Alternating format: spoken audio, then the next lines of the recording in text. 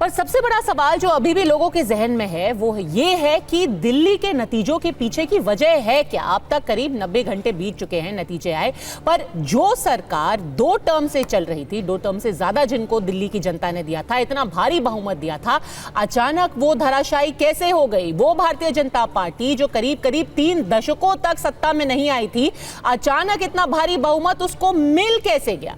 इनमें से कुछ सवालों का जवाब CSDS लोकनीति के सर्वे में है। यह सर्वे क्या बताता है?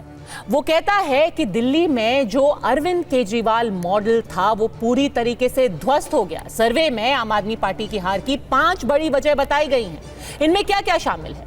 इस सर्वे में यह कहा गया है कि जो अरविंद केजरीवाल की सरकार थी, आम आदमी पार्टी की सरकार थी, उसके कामकाज को लेकर लोग नाखुश थे। जो बुनियादी सुविधाएं हैं वो लोगों को नहीं मिल रही थी, उसको लेकर के नाराजगी थी। बार बार आपको याद होगा आम आदमी पार्टी ये कह रही थी कि लेफ्टिनेंट गवर्नर यानी कि LG हमें काम नहीं करने दे रहे, हमें बार बार रोका जा रहा है, इसीलिए विकास नहीं हो पा रहा। ये बात भी लोग नहीं मान रहे हैं। उनको ऐसा लग रहा है कि ये नाकामी छुपाने की एक कोशिश है, इसके खिलाफ आक्रोश है।